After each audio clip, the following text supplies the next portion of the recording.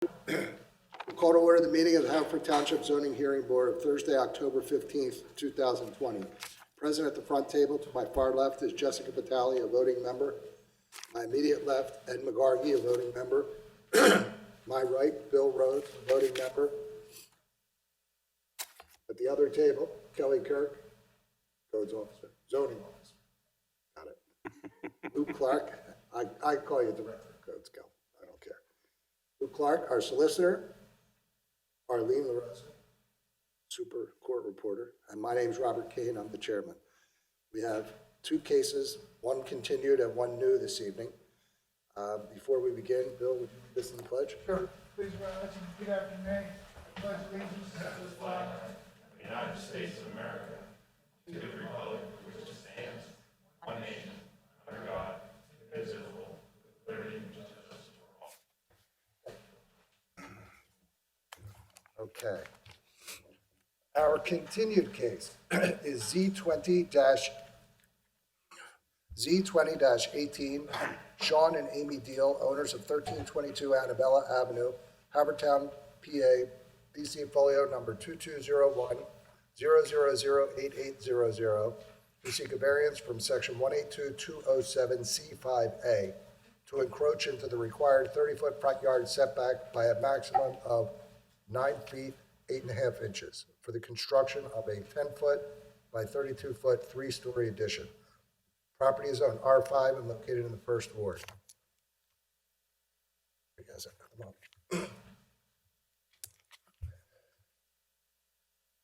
How you doing? So, I know, Amy, you were sworn in, and Sean, you were sworn in at the last hearing. And Darcy, right? Without the mask. We need name masks. Yeah. Yes, Darcy. It's D-A-R.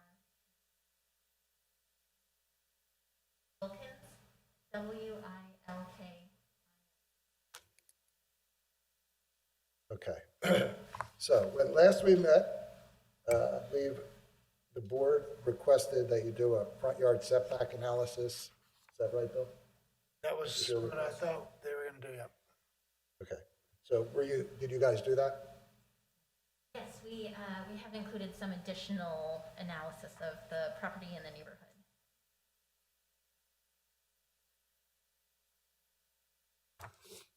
Okay. Do we have that? I believe, okay, so Exhibit A10 shows the location, the zoning map, and where it is, where it pertains to in the zoning area.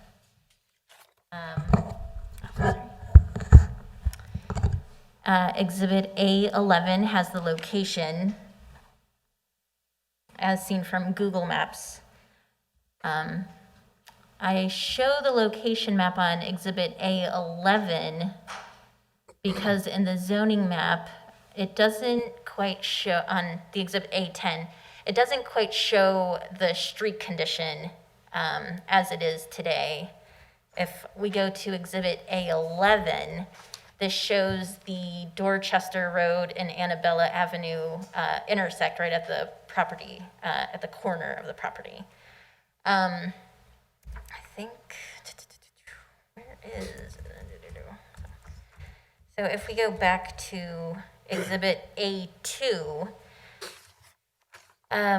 there is a 139-degree angle at the top corner of the property, which in the township definition of a corner property, it says that to be deemed a corner, it has to be 135 degrees or less of an interior angle. So their property is 4 degrees shy of being considered a corner property. And we're hoping that maybe the committee would allow the property to be seen as a corner property with that 139-degree interior angle. And what that would do would allow for a 12-foot setback on one side of the property and still have the 30-foot setback on the other side. Because if we go back to Exhibit A11, the property does have the intersecting streets right at its corner. So that is what I have added for just the location.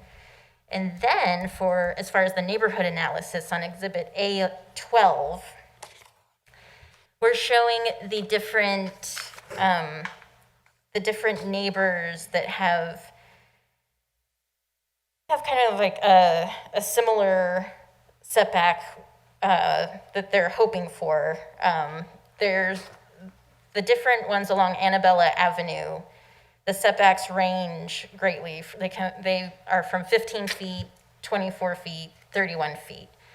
And most common, what you see is a covered porch or a portico. And these are some of the features that they are hoping to add to their house. If we go forward to the photos, you can see their existing house on Exhibit A18. And their facade greatly differs from their neighbors, as they don't have a covered porch. They don't have like a gabled front to their as a characteristic. All you see is pretty much roof and then the first floor. And then I will. So Darcy, A18 is This is their the property? Yeah. And I will have, if anyone has any questions about what I had already shown, I can answer any of them right now. Hold on one second. Luke, do you have the new exhibit pack? Mr. Chairman, yes, I do.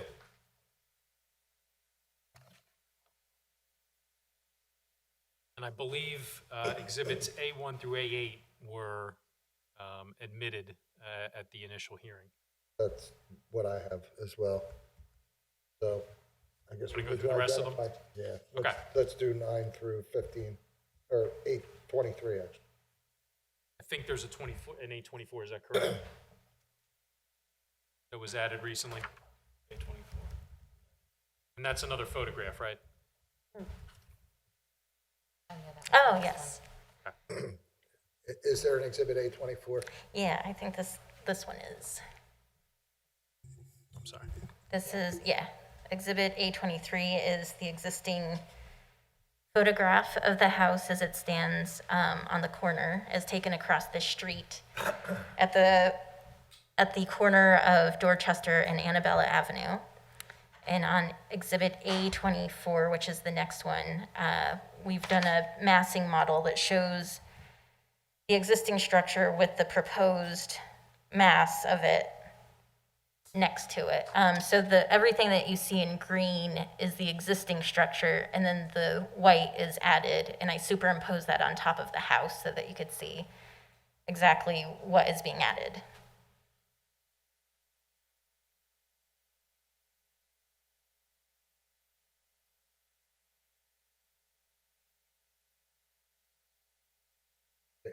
What is this intended to depict again, Darcy?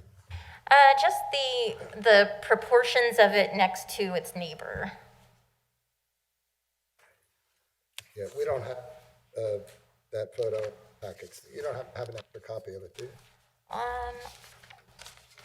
Mine's black and white, but you're welcome to have it. Unless, like Amy knew I was going to ask for it.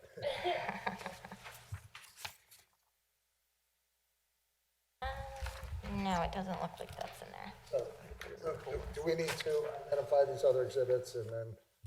Yeah, let me identify them, and then we can move on from there. So Exhibit A9 is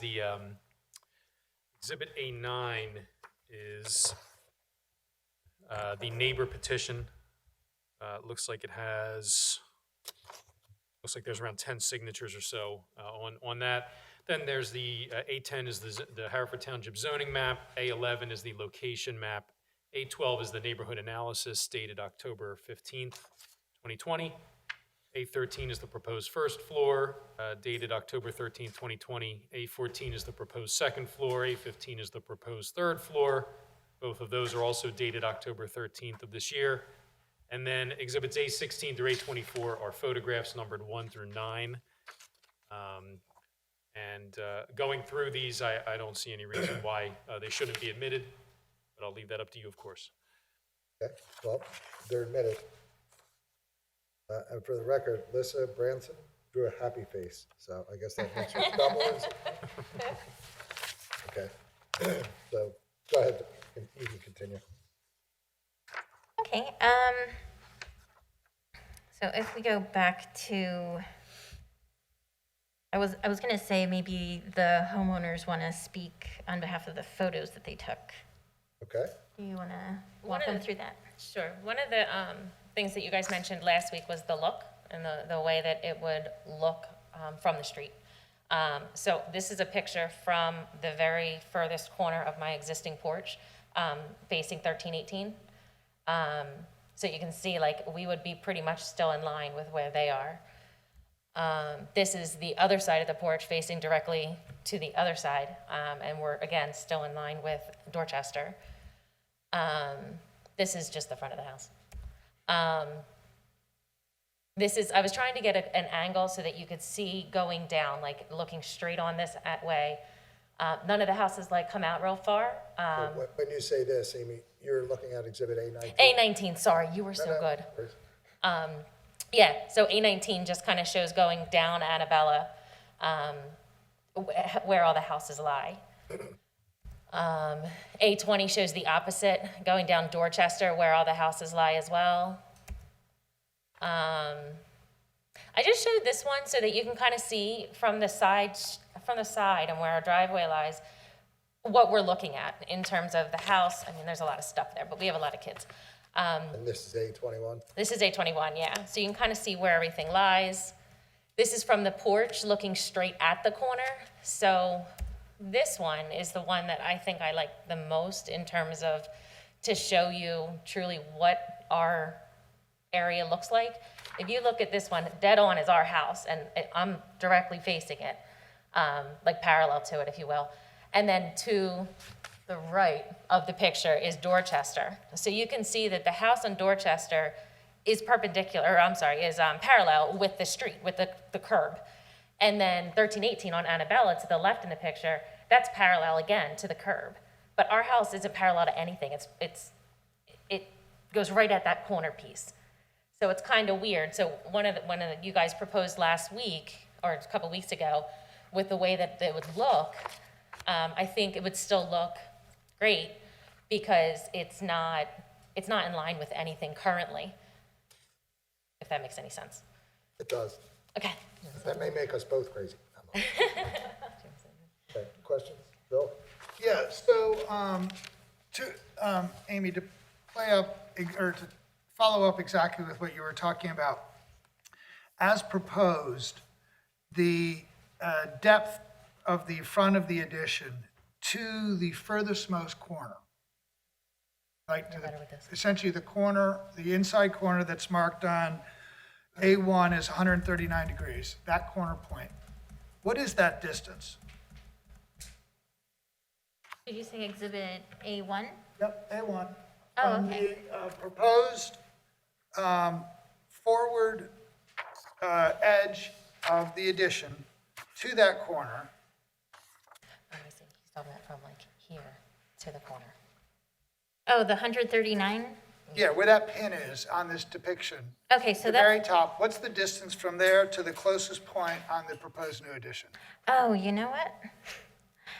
I took a measurement from the corners, the front corners of that to the property line, and I didn't get that one, but I can deliver that to you if needed. Okay, But I did take from the right corner So from to the the- property. and right, that- so from the right corner to what is, sorry, Annabella Ave. Annabella, That's about 20 feet too. And from the left corner to the property line at Dorchester Ave is about 22 foot 4 and some change. 2 foot 4 inches. So as we look at this, the proposed new setback, the minimum would be 20 feet 2 inches. And then it would expand, it would lengthen out, but does it get outside the 30-foot mark at that center pin, do you think? Just by, I think, like 3 feet. Do you think that that distance is something like 33 feet? Yeah. Like where it comes to a point, we had measured, from the edge of the facing edge of the addition to that point as being like 3 feet. As being 33 feet? I think we're talking about the same thing, but I'm not So sure. from the center of the front of the proposed new addition, straight out to that pin? Oh, straight out to that. Okay. Yes, that is about right. You think that's like about 33 feet? Yes. Well, we do show the 30-foot setback going from the property line all the way there, and that's what those dashed lines are. Okay, so so you think that's about 30 feet less, if it's hard to read, but it looks like 3 feet, Yeah. 2 inches? Yeah. So it's about 27 feet, let's say, Yes. in the longest point. Yes. Okay.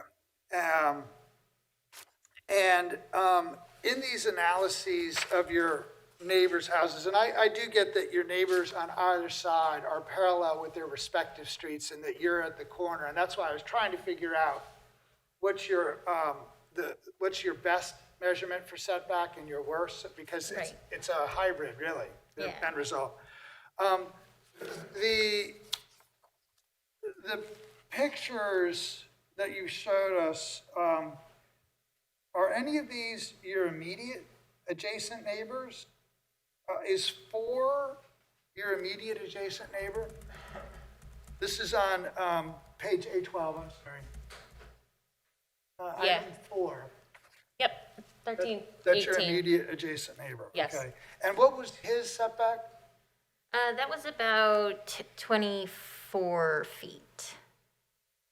And did you analyze with the setback for the house on, if you're... On Dorchester? On Dorchester, the immediately adjacent house on Dorchester?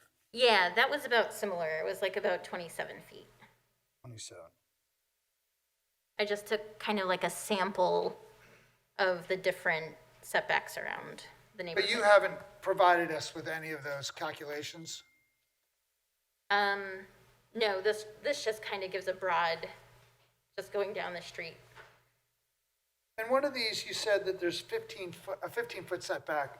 Which one of these houses? I believe that was the 1305, so that like front porch. So that's across the street and Yeah. several houses down. Yes. Like three houses down. But along Annabella and along Dorchester, other than sort of kind of loosely measuring those two, you didn't do an average or a median analysis going back, which we're supposed to consider. Is the median setback analyses of the, I think it's within 100 feet, is it 200 feet? 200 feet of Yeah, the, so, that's probably looking down, let's say 8 or 10 houses on either side, depending on how wide they are, of course, but just maybe on average. And then we'd look at the median, and we judge the applicant's house against that median to see, Right.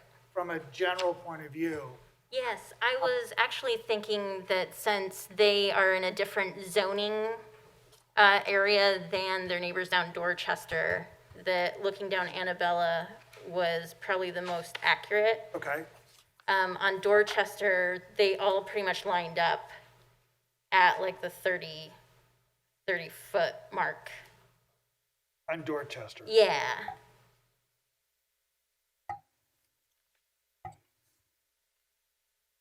And what district is Dorchester? Is that R4 or 6? If we're 4, they're 5. Yeah, you're R5 and they're R4. Okay.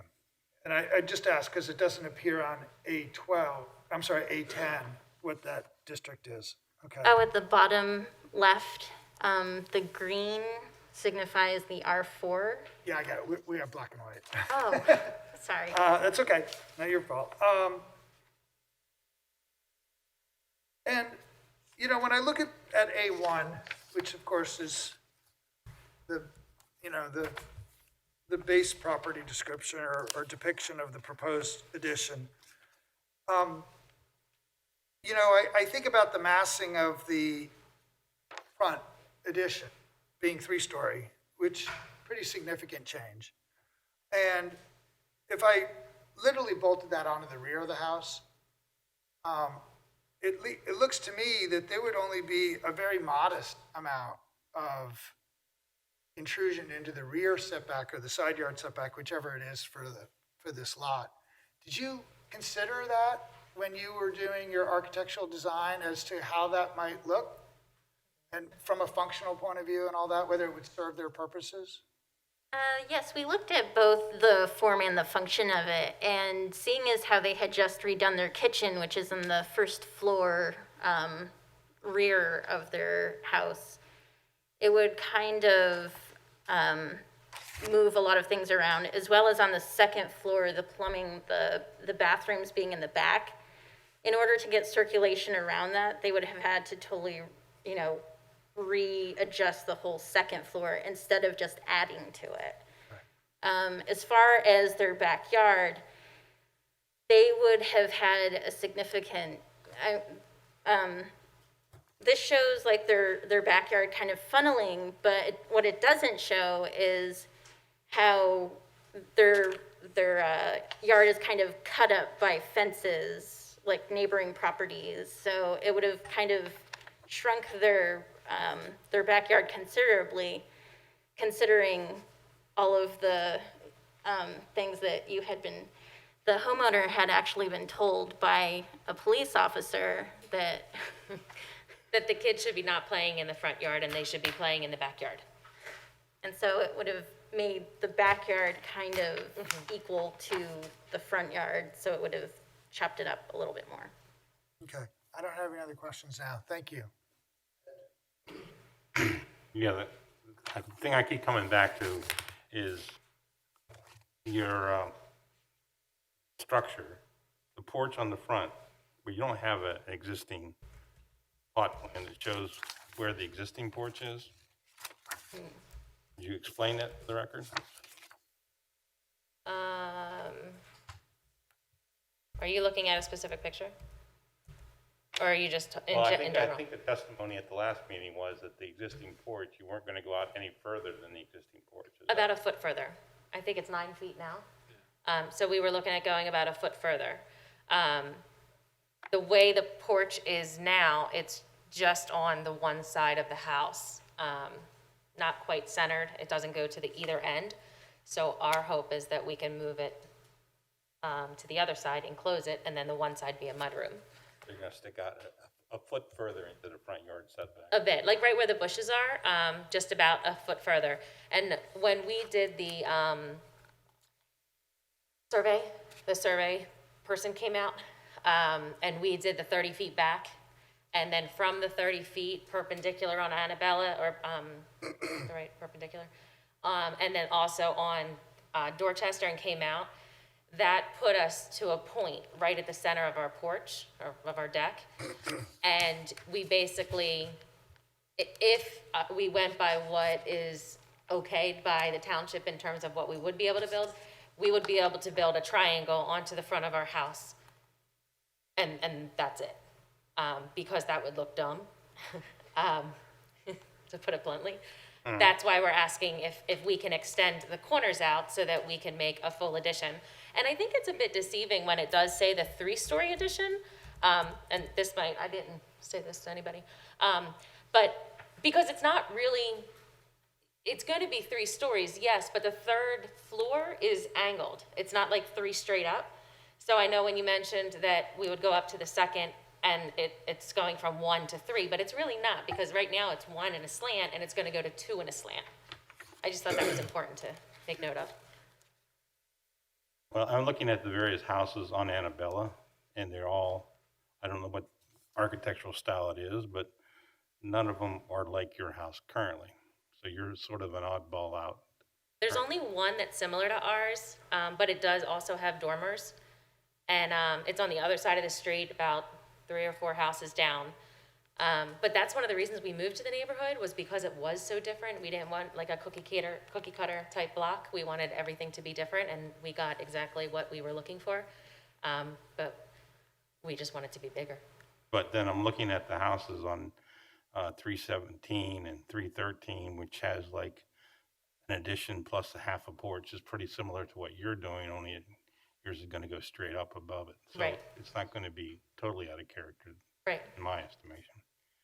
Yeah, most of the houses on our block, it actually, when we first moved in and I started having kids, we would look to the neighbors' porches because that's where I wanted to sit in the rain. So I would be on neighbors' porches quite often, just because I like sitting out there. So one of the biggest pieces of my dream home is to have a covered porch that I can sit. I like sitting in the front. I don't like sitting in the back. I'm a people person, so I like being able to say hello as everybody drives by, which is one of the other reasons that the porch is the one thing that I truly want in my home, and I'd like to make this our home. And if we're looking at 317 and 313 Annabella, I see a window down. Is that a dormer? I don't understand whether those are 2.5, 3 stories, or. There are 2 floors. 317. You can talk to that. They must have really high ceilings or something. I'm not sure of the height of the building, but, you know, it has a 2-story and then, like a tall attic. So ours, I think, will be similar in height, but we wouldn't have really any attic space on the 3rd floor. So that whole attic space will be utilized as the 3rd floor. It might be a few feet higher. I'm not exactly sure, but, you know, they're not utilizing that space. It's just an attic, whereas that's pretty much our whole 3rd floor that we're proposing, is that full height. Okay. That's all I have. Thank you. Jess? Did you ever consider, when you were looking at the design of the house, just taking the existing footprint of the house and extending that up 2 stories straight, more like a colonial, let's say, and keeping the porch and the mudroom separate as a 1-story addition? No. The issue with that is that I think we wouldn't get the space in the bedrooms that we would like. If we didn't come out that 9 or whatever so feet. The bedrooms would be super small. The way that they are now, my girls share a room on the 2nd floor, and we have bunk beds up there that are on the floor, not a height, because of the slanted roofs. Darcy put in the furniture here to show that if we tried to go smaller, it really wouldn't give them room to be in their room. I mean, right now, especially, they're all at home, they're all learning at home, they all need their separate space, they need a desk, they need, you know, I never had a desk in my room growing up, and that was okay. I had a small room, and it was a bed, a bureau, you know, whatever I needed. But I didn't need a desk and space to learn, and kids can't learn at these tiny little spaces anymore. They need more room. So Darcy showed the furniture in them to really show that we do need more space. If you take, I know in the last meeting you mentioned doing, I think 6 instead of 10. But if we took 4 feet off of there, look at the bedrooms the way that they lie. They would be another 2 feet smaller. It would be very difficult. The whole point of doing the addition is to give us more space and more room to live, and for the kids to play and the kids to grow. And I don't think we would have that if we kept it the way that it is and built it up. And the expense to do that without the extra space, it just wouldn't, I wouldn't want to invest that money to build it up on the same footprint as it is. So. Okay. No further questions. May Yeah, go ahead, Phil. I just, the tree in the front yard, which is actually, you know, a very nice looking tree. How close is that going to be? Will that have to come down? We love that tree. So what is the distance from that tree to the proposed front of the addition? It looks a lot closer than it is right here in the picture. What's that? You can see it there a little bit. Oh, there it is. Hey, there's the reason for that picture. But you can see it there. I mean, There's the front of the, On exhibit A20. Thank you. Put the words out of my, And I just want to make sure the record's right. I think you had said that the top floor is just an attic, but there's really 2 bedrooms and a bathroom on the 3rd floor, right? I was talking about the other homes. Oh, in the other homes, I got it. Yes. Okay, thanks. I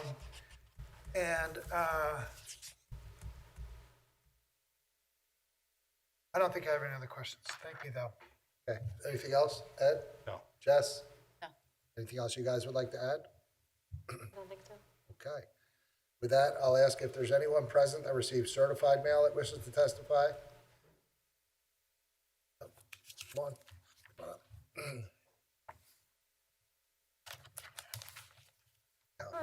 I need to swear you guys in. So please raise your right hand. Do you swear to tell the truth, ladies, do you swear to tell the truth, the whole truth, and nothing but the truth, so help you God?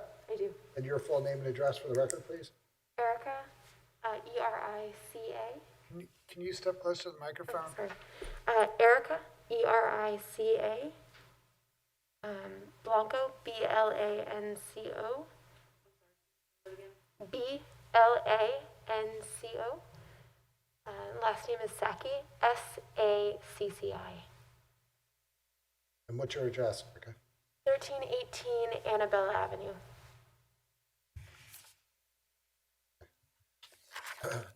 I'm guessing we're going to have the same address, but I need to swear you and ask you the same information. Please raise your right hand. Do you swear to tell the truth, the whole truth, and nothing but the truth, so help you God? I do. And your full name and address, please?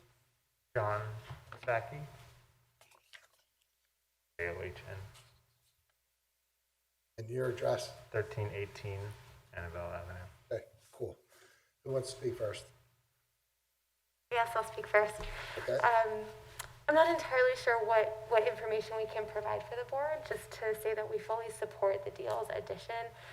They're great neighbors. We've lived at this address since 2013, and they've always been fantastic neighbors. Amy was the first friend I had in our neighborhood, and we really, really don't want them to leave. So whatever we can do to help support them, grow their family, and stay next door, we'll happily do it. Amy and Sean, they're both amazing additions to our neighborhood. Sean redid our bathroom. I watch the kids sometimes. He goes grocery shopping for me. It would really be such a detriment to our life if they were to have to leave because they didn't have enough room for their family. Okay. Any questions? Jess, Ed, Bill? But thanks. Okay. John, you're up. Yeah, I mean, essentially, what my wife has said is the Deals are excellent neighbors, and we really want to keep them. I fully support the addition that they want to put on the house. I think it'll add a lot of value to the house and to the neighborhood to keep them around. Okay. Any questions for John? Jess, Ed? No. Bill? No. All right, thank you. Anyone else that received certified mail? Yes, you did. Letters from last week. Next, I'll do regular mail, so it won't really matter. Please raise your right hand. Do you swear to tell the truth, the whole truth, and nothing but the truth, so help you God? I do. And your full name and address, please? Kieran Adrian Hughes. Oh, you got to spell that one for me. K-I-E-R-A-N. Adrian, which is A-D-R-I-A-N. Hughes. H-U-G-H-E-S. And what's your address? 1409 Dorchester Road. Okay. And what would you like to tell us this evening? I actually live on the left of Amy and Sean, and to be truthful, where, as you said, when you see their house is actually set back, and I do believe on it, just with it's not going to really even add a lot to what they have. And again, I just want to voice with the same thing as Erica, is that, to be truthful, I would Amy helps out with, like, as I say, my wife, and as a school teacher, I'd be away, Amy's helped out. I would really hate to see good neighbours like this that has been very, like, involvement in the community, building the community, has been involved in black parties, really brought a really good sense of community to the area. And I know there's a lot of stuff on the board where you have to, but I would hate to see that they would ship up and maybe move to a different location just because of a few wee things. And I hope that, you know, you take everything into consideration, that it's not just about them building a house, but I think being part of our community is very valuable as well. Any questions for Karen? Jess? Ed? No. Bill? Thank you. Thank you. Anyone else that received certified mail? Anyone that received regular mail? Please come forward.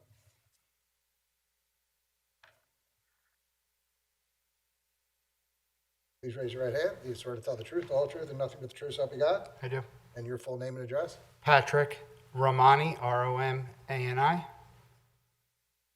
What's your address, Patrick? 1405 Dorchester, 2 houses away. And what would you like to tell us? I can only echo what my neighbors have said, except I'd like to add that, and I know we've all talked about it, we have all sat on that porch and we've all talked about the addition that they want to build to make everything better.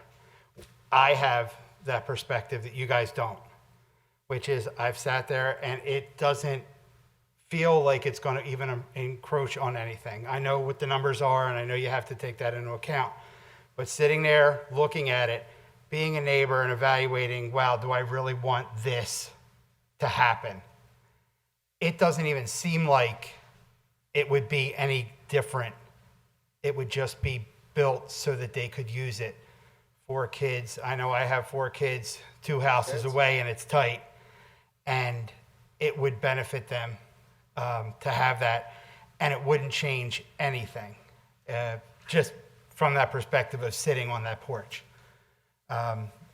There's plenty of room. All the sight lines would be great. We've walked it, we've mapped it, and we've seen it in person, and I can't see any way that it would be any way detrimental to our neighborhood. It can only be an advantage. And like I said, I echo my neighbors' comments with how great they are as people, which is another part of it. Because if they had to leave, and if they can't get this done, they might have to leave. Somebody else is going to come in there, and they're going to try and do the same thing. Because that house is just so small. And going into the backyard would take away where all of our kids play. A safe place where all our kids could play. And the kids are getting to that age where they're getting big to share rooms. I go in the house, I'm a big guy. I get in that house, I start to get claustrophobic just being in the living room. All right, I ask Amy and Sean to come outside because I'm like, this thing's closing in on me. So, no, she will back you up on it. She will back me up on every part of it. I'm like, can we talk outside? Because with 3 kids or 4 kids in the living room and her and I trying to talk, it gets really close. And their bathroom is like right there. So if Sean's in the bathroom, I'm right there. What's it say on your shirt? Bryn Mawr Terrace. But yes, so they do need the space, and looking at it from where I've seen it from my house and from their perspective, it doesn't even feel like it would be an intrusion on anything, and it would only make everybody else really look a lot better too. Okay. Any questions for Patrick, Jess, Ed? No. Bill? All right. Thank you. Thank you, Patrick. Anyone else that received regular mail? Any other residents of Haverford Township? I see Commissioner D'Amelio in the audience. You spoke last time. Do you want to speak again? Just real quick. And you were sworn at the last hearing. Oh, yes. Yes, Mr. Chairman. Thank you for allowing me to speak this evening. The deals are great neighbors, as I stated in the last zoning hearing, and it's a testament to them that these neighbors have come out. They're wonderful. It's a wonderful neighborhood. They're wonderful neighbors, and I think that this is the type of neighborhood that could use something like this that would just enhance the entire block. And they all care for each other. They all socialize with each other and their children. And I'd hate to lose that chemistry there that's there. So thank you for allowing me to speak this Any evening. questions for Steve, Jess, Ed, Bill? All right, Thank you. thanks. Okay, Before we close the record, could I just add one thing just for clarity for myself when I'm looking at this testimony 15 years from now? The porch that's been referenced does not currently have a roof. It's really more of a patio? Yeah. Essentially, yes. Just for when I'm looking at this record, for whatever reason, and I do not remember this evening, wanted to clarify that. Thank you. did you get that, Arlene? Oh, you have a mask translator inside your ear? Because I couldn't understand what Kelly said. Like, sorry. All right, is there anything you guys would like to add? Just the one thing, Patrick made me think of it when he was talking about with the rooms, and our kids. Our girls are close in age, so sharing a room is not a huge deal. But like I said, with right now, I mean, I can't even get to my daughter's desk where we are right now without squeezing and going sideways because of the way they need space and they need their own learning quarters. But my boys are 6 and 11 right now, and that just doesn't work for sharing a room. And we have no other rooms to go to. So not that our family piece is a big part of this. I think it is for us. You guys are looking at the house, I'm looking at our family. But I think that's, our boys need space. Our girls, I'd make them deal with it, but my boys need the space. So. Okay.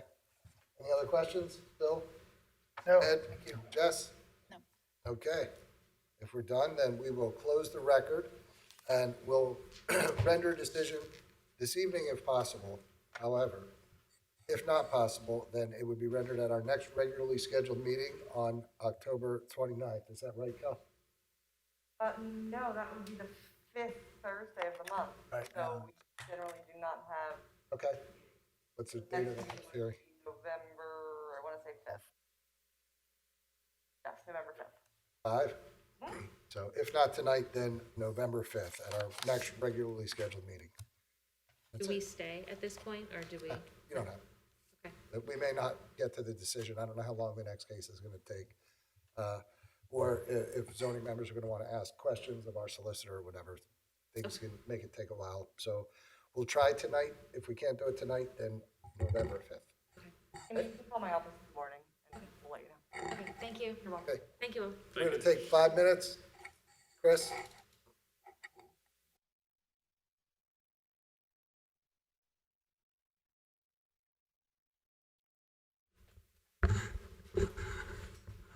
And we're back. All right, we'll resume the meeting of the Haverford Township Zoning Hearing Board Thursday, October 15, 2020. Our next case is Z20-20, James and Kathleen Springer, equitable owners of 117 North Eagle Road, Havertown, PA, DC folio number 2201-0031300, who seek a variance from section 182303B to allow a veterinary hospital in the O2 zoning district and from the off-street parking regulations of section 182707.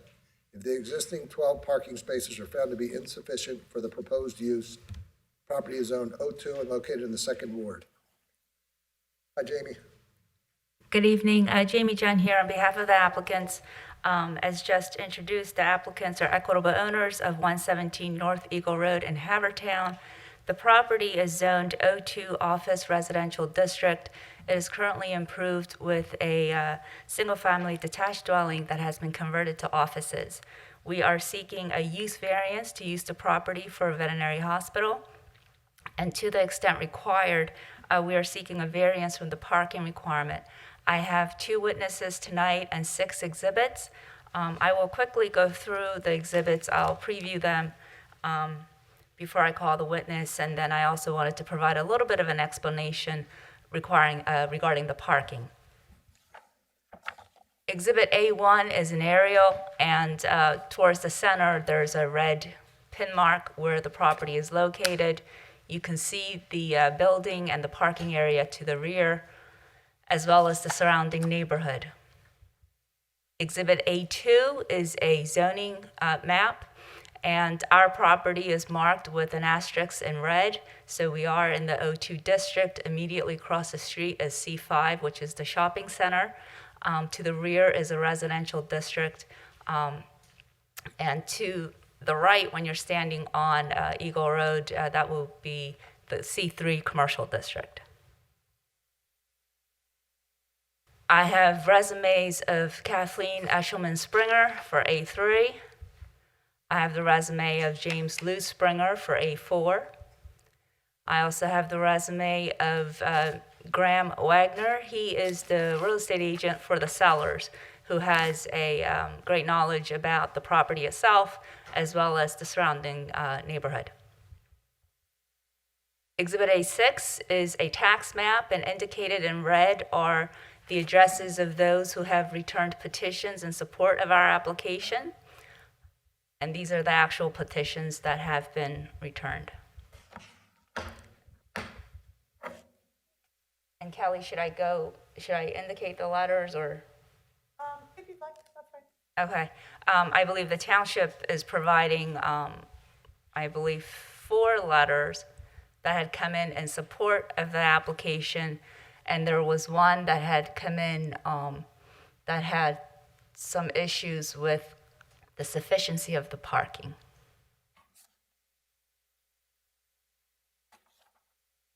So I'm just going to go back to the aerial.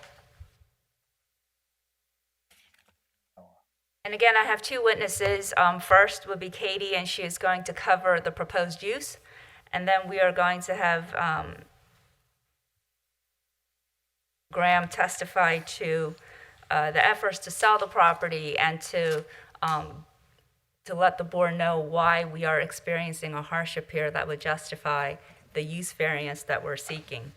With respect to the parking, although the veterinary hospital use is not permitted in the O2 as a medical office use, according to the zoning officer, the parking requirement that has been applied to veterinary hospitals has been of that for medical offices, which is 4 parking spaces per doctor and 1 parking space per staff. There is a general parking requirement in the code where if a use is not specified above, it's not within those list of uses, that at least 1 space per 1,000 square feet of gross floor area or lot, whichever is greater, be provided. The floor area of the building itself, the office building, is approximately 2,920 square feet. And based on that general category, that would generate a parking requirement of 3, or based on the lot area, which is approximately 8,000 square feet, that would generate a parking requirement of 8. If that entire building as it exists today was used for office, which is a specifically permitted use, you will be required to provide 1 parking space per 200 square feet, and that would be a parking requirement of 15 spaces. Again, Katie will testify as to the actual needs of the practice, and I can pick up with this again as part of my closing. But I just wanted to make the board aware as to the various requirements or the parking requirements that could be applicable here. And again, if that entire building was used as an office, I believe the parking requirement would be greater than for the use that the applicants are proposing. So I just wanted the board to keep that in mind. I'll call my first witness, Kathleen Eshelman Springer. Hi. Please raise your right hand. Do you swear to tell the truth, the whole truth, and nothing but the truth, so help you God? I do. And your full name and your address for the record, please. Kathleen Eshelman Springer, and it's Kathleen. Eshelman is Eshelman, and then Springer, Springer. And my address is 127 Marion Avenue, Narberth, PA. Go ahead, Jamie. And what is your occupation? I am a veterinarian. And I had presented to the board as Exhibit A3, your resume, but could you please briefly describe your background and professional experience? So I grew up in Center City, Philadelphia. I went to college, Bowdoin College in Maine, and then I went to the University of Pennsylvania School of Veterinary Medicine.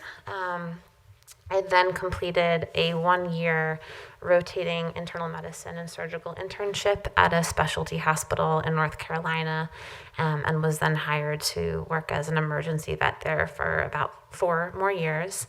Lou and I came back to the Philadelphia area about 6 years ago.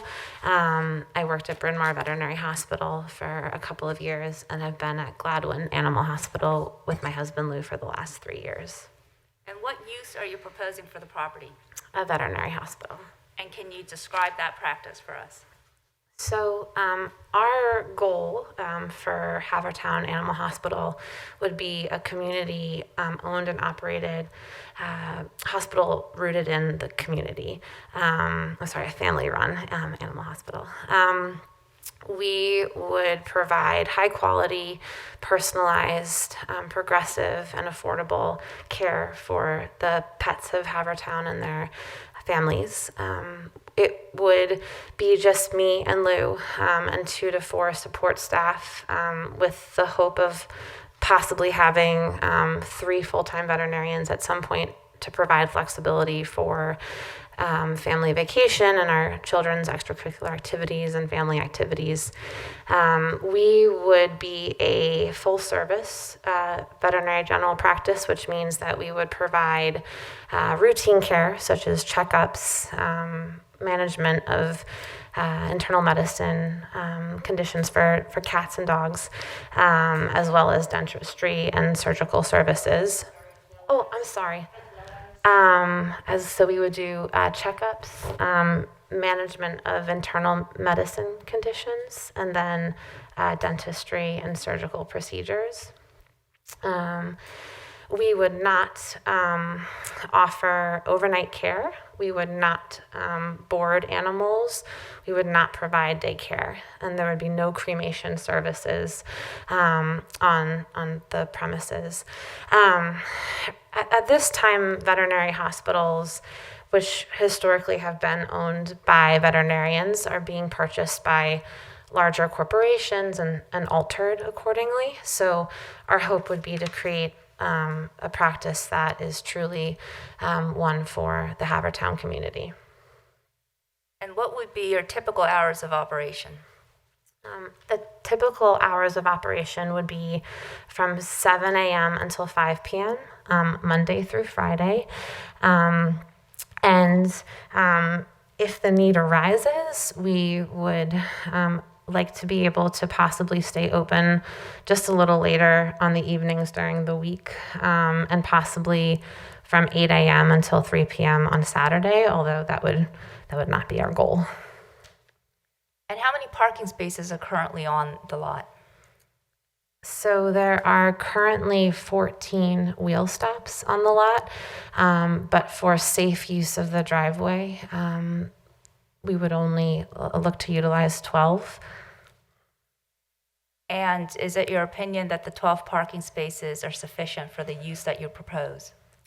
I do think that they are sufficient. If even at peak capacity, there were 3 veterinarians on site with 4 support staff, that would account for 7 of the 12 spaces. Could you repeat that? Oh, sure. That's okay. So if there were the maximum of 3 veterinarians and 4 support staff, that would account for 7 of the 12 spaces. In regards to the flow of the veterinary hospital, there would be 1 veterinarian in surgery on Tuesday, Wednesday, and Thursday. For that veterinarian, the patients are dropped off first thing in the morning over the course of an hour. And then the other veterinarian who's seeing appointments, we would be an appointment-only practice. The appointments are 20 to 40 minutes in duration. And in general, veterinarians, we schedule appointments to restrict the number of cats and dogs in the waiting room. As I'm sure you can imagine, that can become a little bit touchy at times. So the goal would be to have one appointment finishing and hopefully even out of the building before the second appointment would arrive. So having 5 spaces for the clinicians seeing appointments should be more than sufficient. And are you proposing any exterior renovations to the existing building? No, except for the addition of a handicap ramp or a wheelchair lift. And why do you wish to practice in Haverford and at this property in particular? So as a husband and wife team, we went to school together and we've been practicing in many ways side by side. Community's really important to us, and we greatly appreciate the Havertown community. So when we started the lending process, a demographic study was performed and showed that the growing Havertown community supported a veterinary hospital. In looking at the various properties in Havertown, we quickly learned that veterinary hospitals are zoned for C4 highway, and that there are not many properties zoned for C4 in the district. So with this, we also learned that there are not many C4 properties that would be able to meet the applicable requirements, as the 2 C4 districts in the township immediately abut residential districts. And will use of the property for a veterinary hospital alter the essential character of the neighborhood or district in which the property is located? No. Will use of the property for a veterinary hospital substantially or permanently impair the appropriate use or development of adjacent property or be detrimental to the public welfare? No. If the variance is granted, will it be the minimum variance that will afford relief and will represent the least modification possible of the use regulation in issue? Yes. Although the code makes a distinction, we are basically a medical use office. And have you spoken to the neighbors about the proposed use? We reached out to Commissioner Oliva early on in the process, and then we did speak with him again a couple of weeks ago. When we've been on site at the property, we've been lucky enough to meet some of the surrounding neighbors to be able to introduce ourselves and answer any questions that they might have. And then we did send out 2 different letters, one on September 2nd, and then the other on September 28th, to the surrounding neighbors. The first letter just introduced ourselves and our goals, and the second letter reiterated the first, and then also contained petitions as well as a YouTube video link introducing ourselves. Our goal was to make sure that we would be a welcomed member of the Havertown community. Those are all of my questions for Katie. Okay. Bill? Thank you. Do you, so going over the part, do you have other witnesses that you're gonna put on before we get into some like the technical things like parking and stuff like that? Yeah, I do have one more witness, and he's just going to be more of the hardship aspect of the argument. So we could cover parking now because Okay. Katie's the one that would be familiar with it. All right, thank you. Then, Katie, is that right? Yeah. Okay, so Katie, many of us have pets. We go to animal veterinary clinics. Yeah. We see the dogs and cats hissing at each other in the waiting room. This all goes to parking, Yeah. right? This whole line of questions. Yeah. If you and your staff are absorbing 7 of the 12 parking spots, and each veterinarian has a 20, let's just say on average a 30-minute visit with each pet in any given hour, and people are coming in and going, and they're coming early to let their dog walk outside before they go in or whatever. I've seen other ones like Ardmore Animal Hospital where they have a severe parking problem, Yeah. right? And they don't have much more than about 5 spots available in their driveway. Yeah. How is 5 enough if you have 3 patients at the same time?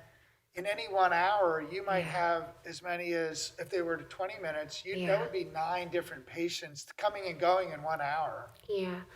So I think, the main, at this, I mean, if ultimately we were to have 3 veterinarians, then the scheduling is a little bit more difficult in that respect. In the beginning, since it would just be the 2 of us, there would only be 1 veterinarian at a time seeing appointments.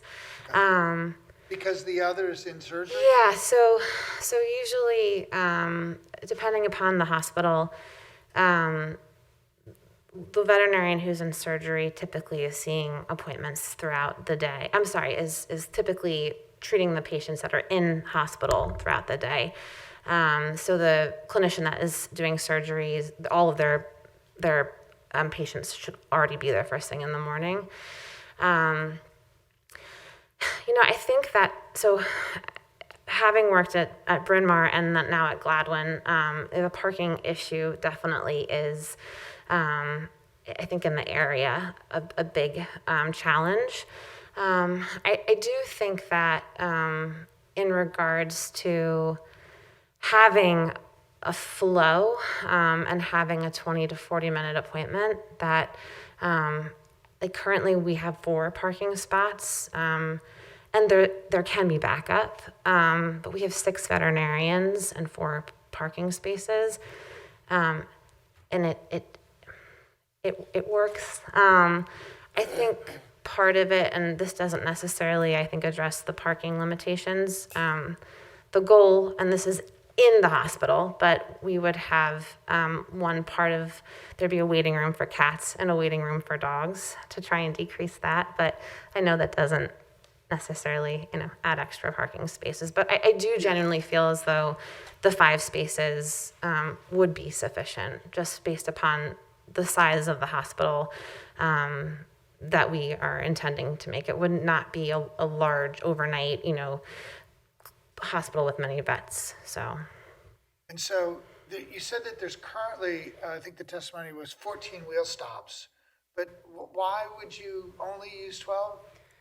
The reason for that is 2 of the wheel stops is right near that driveway. So if you had cars actually parked there, you wouldn't be able to safely pass those cars, continue onto that driveway into the rear area. So they're on the driveway heading back on the side of the building? Yes, or in yes, front of it the comes further down on that side. So if you see those, I think you will see on the right-hand side where you see the line of cars on that aerial, you can fit 7 there. But if you go on the other side, there are, I believe, 7 or 8 wheel stops, and they come too far down, the last couple, that you couldn't park a car there and actually, circulate throughout the site and come back. Understood.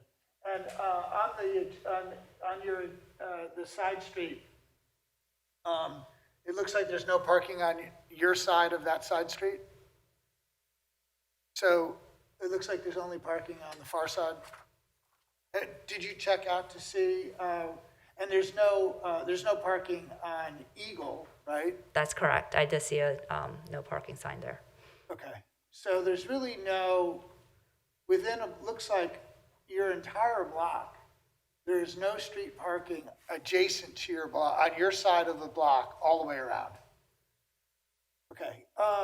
It's hard to tell from this picture, but, there is planted buffering, screening required for your parking lot.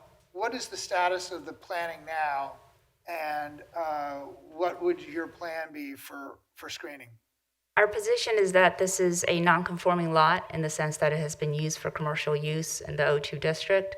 I believe in 71, when they converted this building to apartments and offices, there were a variety of variances received to reduce the setbacks applicable.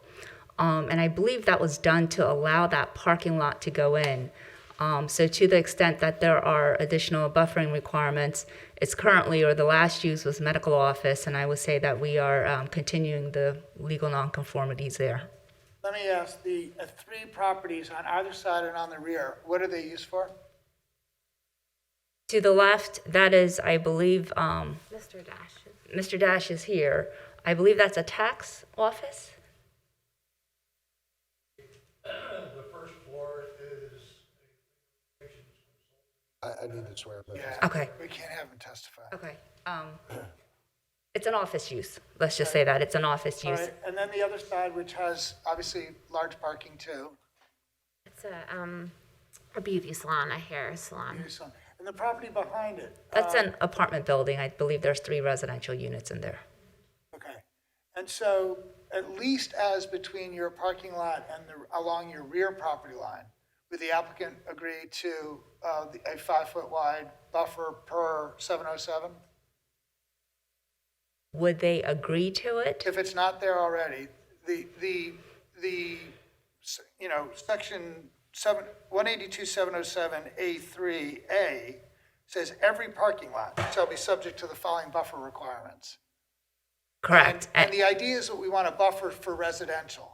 Correct. And I understand that, and I think that applies for any commercial use, and that's a current requirement that would apply to that lot. And to the extent that there is not a 5-foot buffer, we are lawfully non-conforming to that requirement.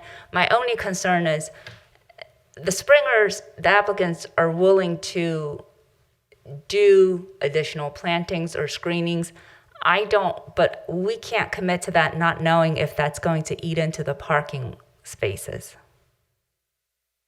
Okay, well, at a minimum, if you did not have to change the existing width, so instead if it's only 4 feet wide, we can see some kind of green. Is that your property or is that their property?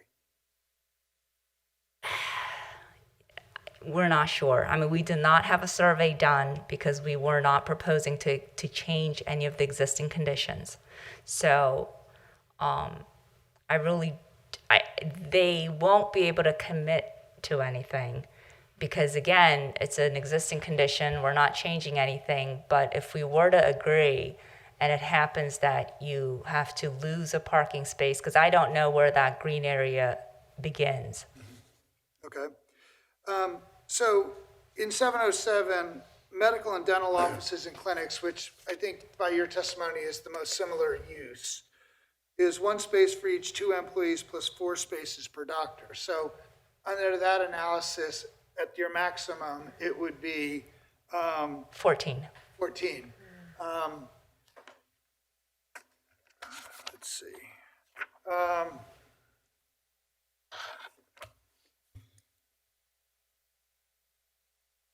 What signage would you expect to use, to need? There are special regs, right, in office residential districts? There is a large sign there now currently in that grass area in the front. I think at the least they would want to replace that with their own sign. But I don't know that they have, decided at this point exactly what sign they would be using for the property. But there is a large doctor's office sign in the front currently. I did check into the section of the ordinance that we discussed prior.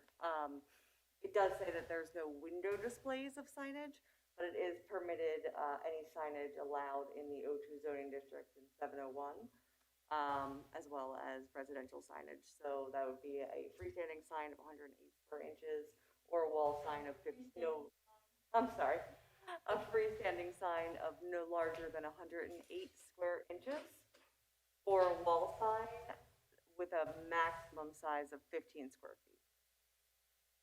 That's plenty big. Okay, you can agree to comply. But We have not asked for a variance from the applicable sign requirements. So, unless we can, I guess, upgrade that existing non-conforming sign, or we will have to meet the applicable sign regulations. Okay, and then you'd be okay with conditions that have been per your testimony, no boarding, no daycare, no overnight care. 100%. Was there something else? Cremation services. No what? Cremation services? Cremation services, right, okay. Okay, I don't have any other questions. Thank you. I guess the issue I'm looking at it, most veterinarian places have a place where there's grass area where dogs waiting can go. How will you not have a problem with the neighbors, with the people walking their dogs? So what we would propose, since there's not a lot of grass along the property, we would just basically have signs up asking people to be respectful and having bags. There's little like bag stations for people to clean up after their pets. Yeah, but now you're talking abnormal number of dogs than just a neighborhood. So there's like no area for grass, and if you have 3 veterinarians there and you're crammed for the parking spot, I don't know that your maximum expansion justifies the site. And you want to go to the maximum, be able to go to the maximum, but I don't know that it's conducive for this property to go to the maximum. Have you given any thought to reducing the future growth of this? Yeah. So the goal would be honestly, realistically, from a financial perspective, is that it would be just the 2 of us for many, many years. And so the 3 full-time veterinarians wouldn't necessarily mean all of us practicing at the same time, but it would just basically be to allow us to have like a little bit of a break and to have another clinician who can be there as needed or if needed. But again, I think having grown up in the city and working in veterinary hospitals there, and then working in the hospitals in the surrounding area, this space is significantly bigger than most veterinary hospitals. And so I do feel as though, even if eventually we were to have 3 full-time veterinarians, that it would be a good amount of space. But the goal initially would just be the 2 of us. Yeah, but 3 veterinarians and 4 technicians, you don't have enough parking. So I'm just trying to get into whether you could accept the condition that you would only have 2 full-time veterinarians at any one time working. You can do on the weekends, I guess, so that you have weekend hours and have another veterinarian. Yeah. Just not more than 2 at the same time. Yeah. And that's something that we had discussed. Not knowing how this works, would that be something that, if that was a condition imposed? It's something that I'm asking, not the whole board. Okay, got it. It's just the idea, would you accept a condition like that? And if you can't, you can't, then we'll take that into consideration. Okay.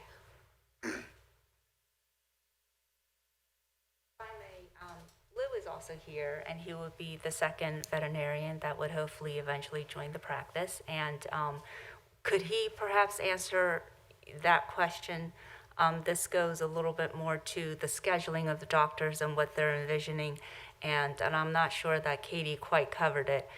So if there's something that he might add in terms of the answer, could he do that? And if he could, then could we swear him in so that he could provide that answer? Please raise your right hand. Do you swear to tell the truth, the whole truth, and nothing but the truth, so help you God? I do. And your full name and address for the record, please? James Lewis Springer III, JamesLewis, and Springer Springer. And as with Katie, at 127 Marion Avenue in Narberth, Pennsylvania. So I'm hoping to potentially address both of your questions together. In the earliest of stages, probably for at least the first couple to few years or so, we would only anticipate having 2 veterinarians on at any given time. But towards your question, at maximum capacity with having 3, what we're foreseeing and also somewhat of a standard for the schedule for veterinarians is really a 4-day work week. So with 3 veterinarians, that would be a different day off each week. So one would be off on Monday, for example, one would be off on a Wednesday, for example, the other off on a Friday, for example. So that would be 3 days out of the week, there would only be 2 veterinarians in the building for those days. One would anticipate it be in surgery, so not having 20-minute appointments every, not having an appointment every 20 minutes or so. So that would reduce some of the traffic flow and reduce some of the demand on parking spaces not occupied by the staff and the veterinarians there. So more towards your question, having 2 on site would be more of a norm. I think it would be an uncommon instance where there would be 3 on site. And if there were 3 on site, one of the 3 would still be in surgery and not having cars coming and going for appointments, not 3 per the hour or something like that. So I hope that helps provide a little bit more clarity for the question. I'm just trying to think how the codes office would ever deal with a complaint with that type of condition. So I'm trying to put it into ways that can be easily enforceable if the neighbors are experiencing problems with an overload of, all of a sudden you tell all your 4 employees to park on the side streets and take up all the parking for the neighborhood so you have more room in your parking lot. That's what normal complaint is when businesses get too crowded. Mm-hmm. And just to give you a little bit of idea as to the level of activity that this site has been experiencing over the years, this has been used as a medical office since 2006, and most recently, it has been occupied by 2 physicians, 1 physician's assistant, 1 nurse practitioner, 2 receptionists, 1 medical assistant, 2 medical record clerks, and 2 billing clerks. And that doesn't include a office tenant that they had on the 2nd floor. And he tells us that he rarely had any parking issues. He has not had any complaints. I think there were initially complaints about maybe people, driving too far off onto the other lots. But this site has been able to handle a pretty busy practice with a separate office use on the 2nd floor for some portion of those years. And we believe that the practice that Katie and Lou are proposing, it would be sufficient. And obviously, it's to their interest to have a property that could accommodate, all the patients that would be coming. No other questions? Yes? Just had a question about the type of animal that you'll be seeing at the veterinary hospital. You've mentioned cats and dogs. Do you foresee seeing any animals that are larger? No. Okay. We only know how to treat cats and dogs. Okay. So. I have no further questions. I have to talk with Lou for 1 second.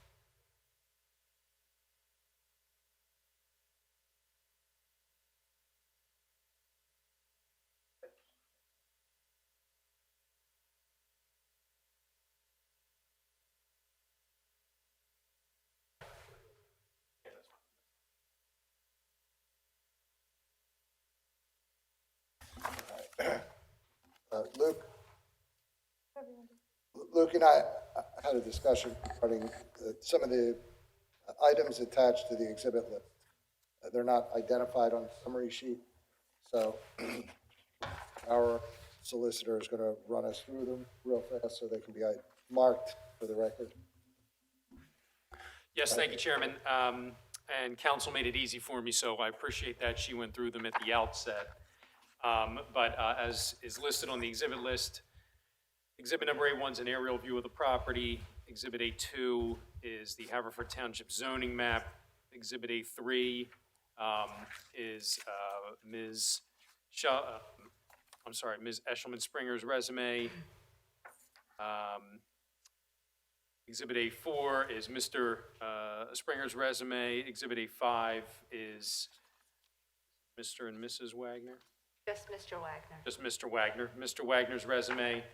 Exhibit A6 is the Delaware County tax map and petitions in support of the application. And then we have 1, 2, 3, 4, 5 letters.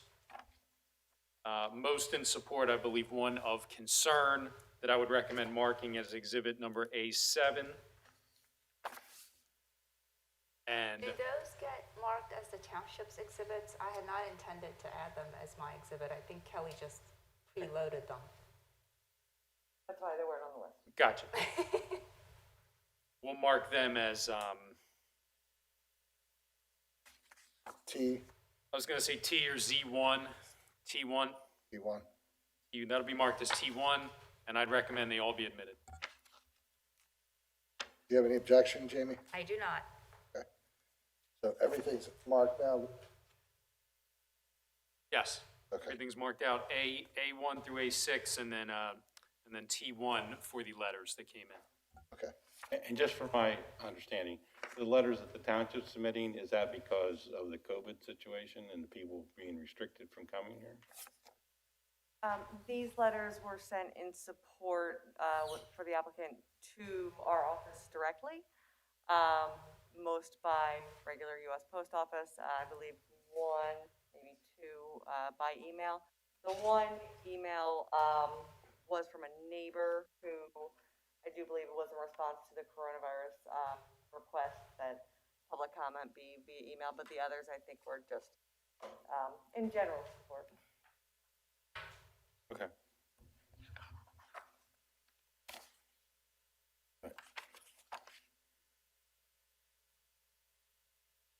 Where were we? Jess, did you finish asking your questions? I did, thank you. Okay. I wanted to ask a little bit more about the sign, although I know it's not the subject of relief request. What type of lighting would you propose for the sign? Internal, external, and the hours that you would keep it lit? I don't know what the sign that's there now, how it's lit. It's a basically wooden type of sign on posts. With Is lights there- illuminating the sign from both sides. So it's external lighting, like spotlights on the ground? Correct. And what, is that what you're gonna keep? Definitely what we envisioned, yes. Okay, and what hours would you keep the lights on? I would anticipate business hours plus maybe 2 hours afterwards as well too, just for hopefully a little bit of advertising while people are in transit.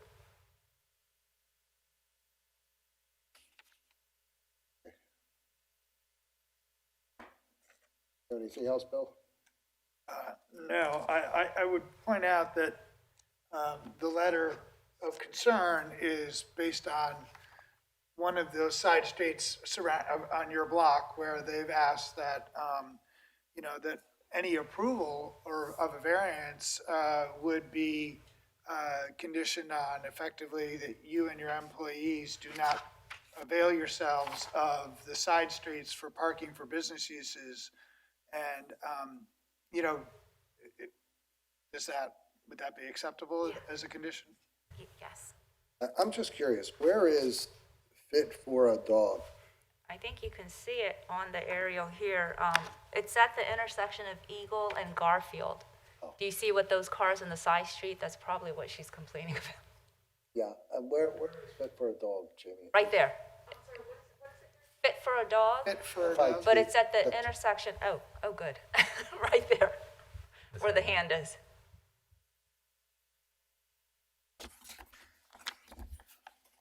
And just as I'm going through all of these letters that have been entered by the township,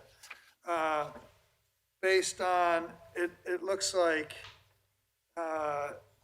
your immediate neighbors on either side of your property, and then those across the side street to the left, the next property's up. Lincoln.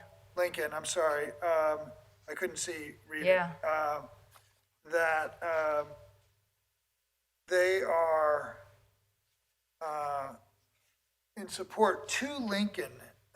Where's to Lincoln, do you know? This is one here, this is two here. So it's Well, those. that's 117. Oh, I'm sorry, here. 1 and 2. That's 125 North Eagle and 129 North Eagle. There's one, you have a letter from 2 Lincoln Avenue here. We have a what? There's a letter, who's from, Mr. Penalone Isn't this it? at 2 Lincoln Avenue. Tax map that had the addresses on it. Oh, yeah. Let me just go back. That's easier. Sorry. Oh, here we go. Lincoln, 2 Lincoln is Okay. here, and 2 1 Lincoln. Lincoln is here. I'm sorry. Okay. These are all oriented differently. And then the letter from Mrs. London on, where, I don't think She's not in lists- this vicinity. Yeah, she doesn't list her address, okay. Right. And the same, Yes, those I letters guess, from Dr. Miller? right, those letters of support were not from anyone that was on the mailing list. Okay. The petitions were sent out to those who were on the mailing list, and these were the ones that we received. I got it, thank you, that's all I have. Sure. Ed, do you have anything else? No, I do not. Yes, anything before we move on? Okay. Do you have any other witnesses, Jamie? I do. Okay, you guys can have a seat.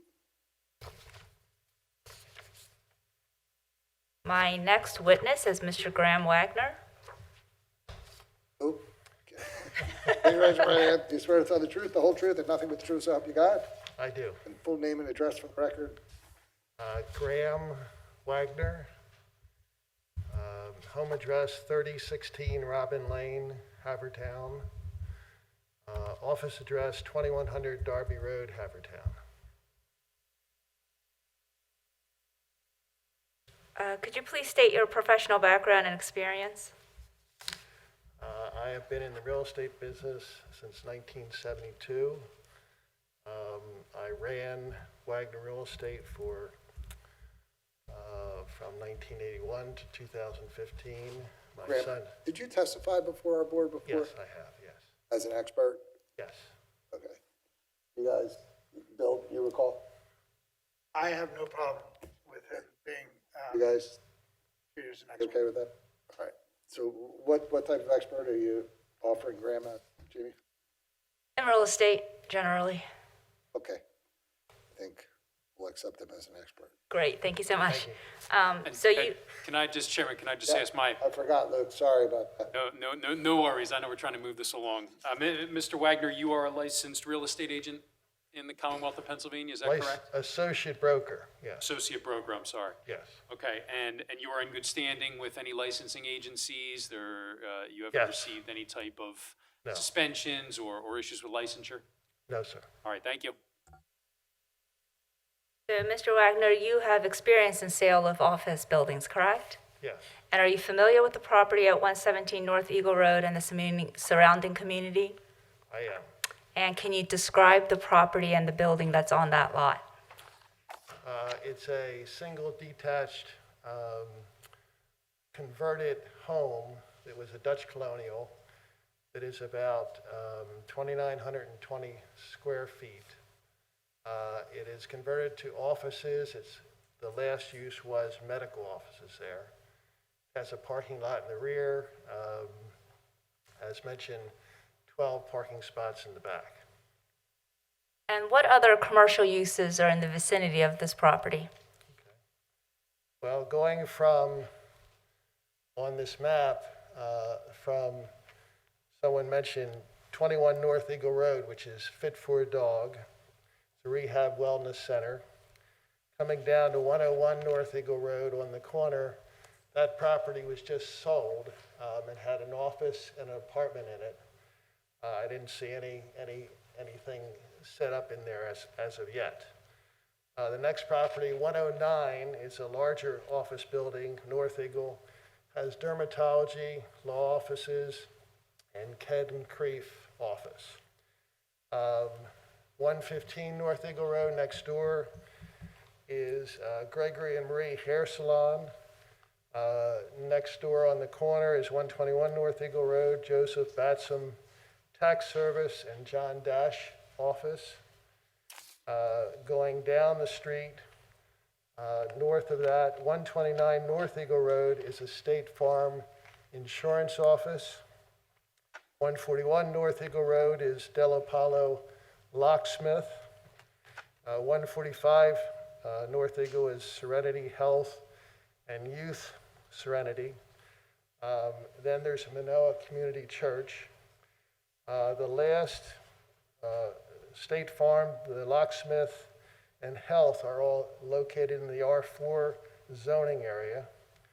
Across the street, 146 North Eagle Road, it's the corner of Sunny Hill Road, is a electrolysis and Jamie's Salon. And then 212 North Eagle Road is Homestead Vet.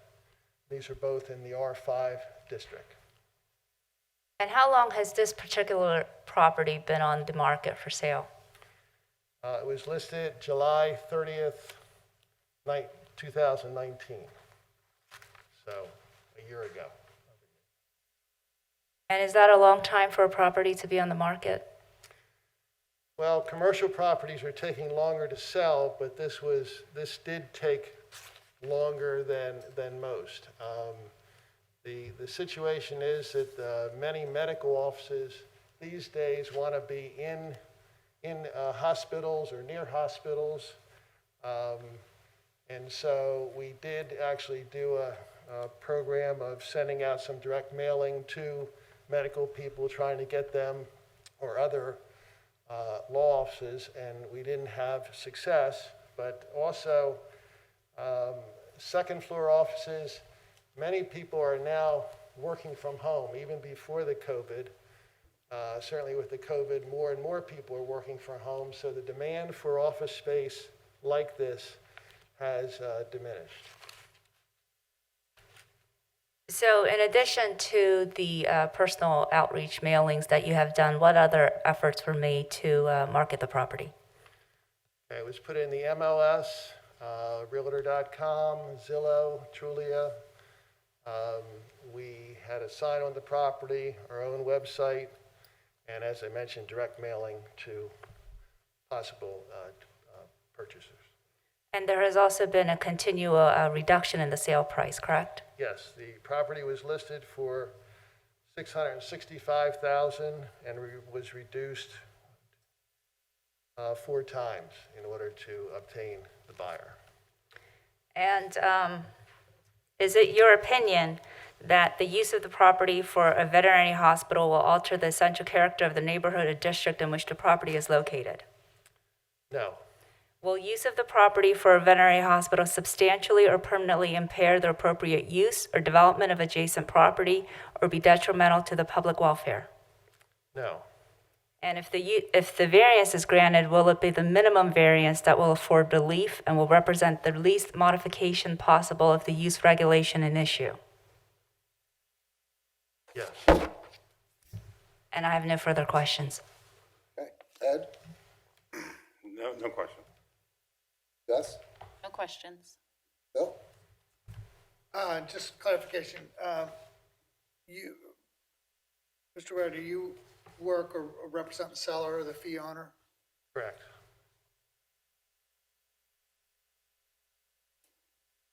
Anything else, Bill? Nope. That's it. Okay. Thanks, Randy. All right. What else do you have, Jamie? Do you want to ask for public comment at this point before I do closing? If you have no more witnesses. Yeah, I don't have any more. Mr. Chairman, I have Yes. one other follow-up question on the parking issue. Okay. I'm sorry, but Can we get Katie Sure. to come back up, or Luke? Or both? we didn't have a parking plan laid out, and I know what you said, you had 12 usable spaces. But could you answer the question whether or not these 12 usable spaces are sized with the proper dimensions to satisfy the township code?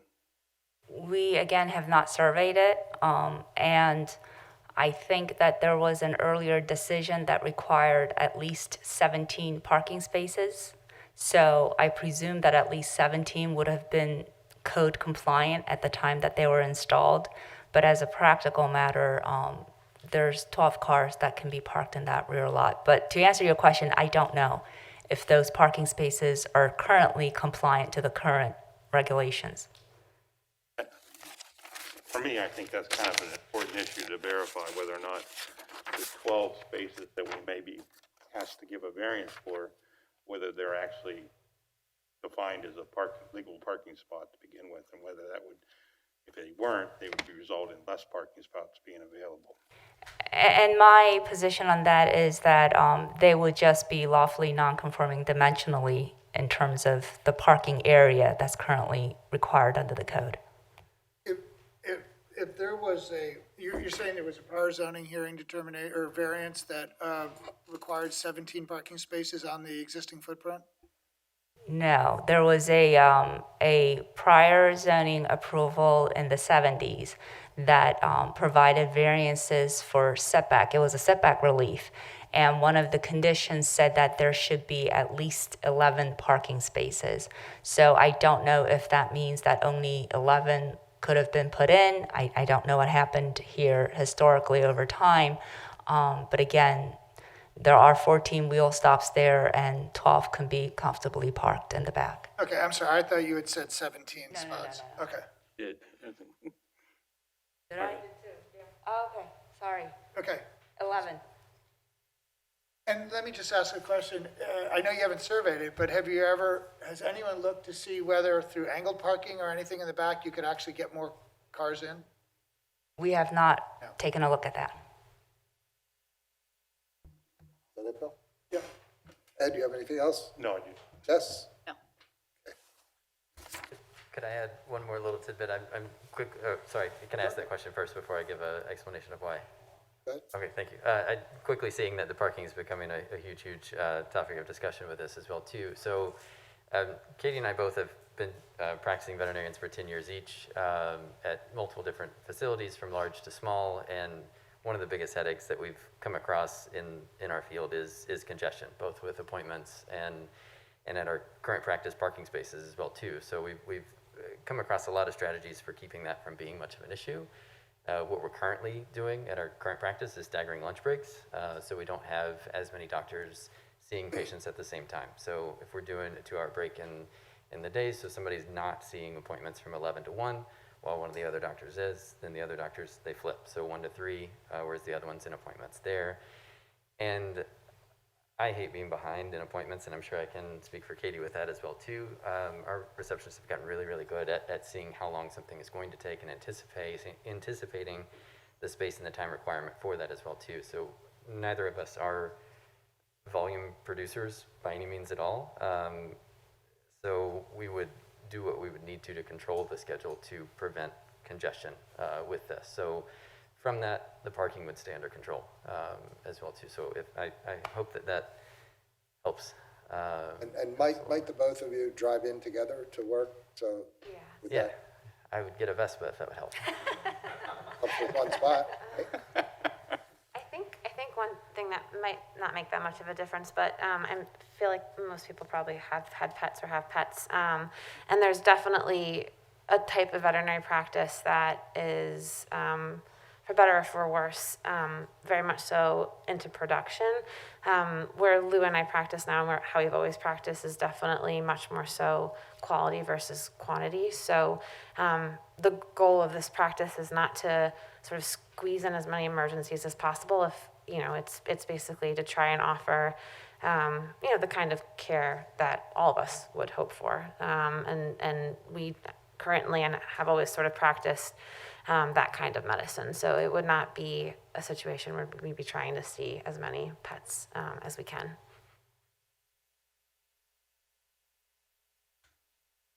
Anything else, Ed? No, nothing. Right. I don't mean to be redundant, but once you guys make additional comments, I need to ask each of the board members if they have any questions. So Ed does not. Jess? No further questions. Bill? No. Okay. Thank you. Thank you. So I'll go to the public comment, Jamie, and then you can make your closing. That's what your preference is. Is there anyone present that received certified mail that wishes to testify? Please, ladies first. Oh.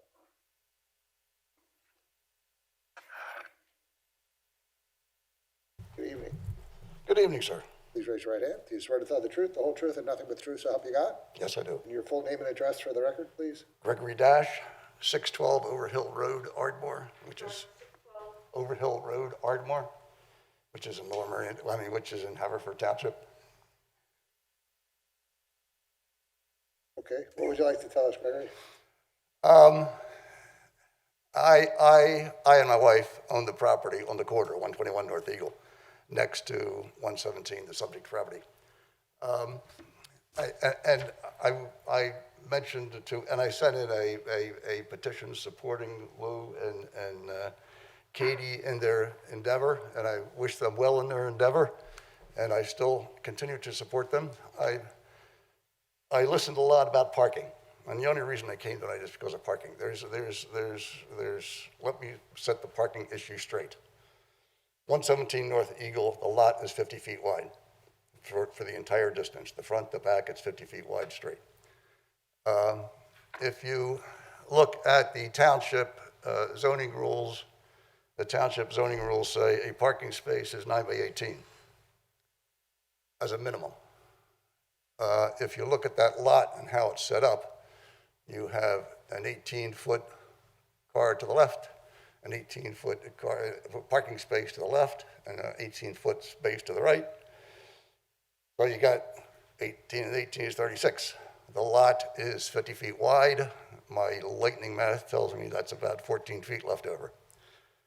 Without too much effort, one can look at the internet and say, what kind of room is necessary to maneuver when you have 90-degree parking?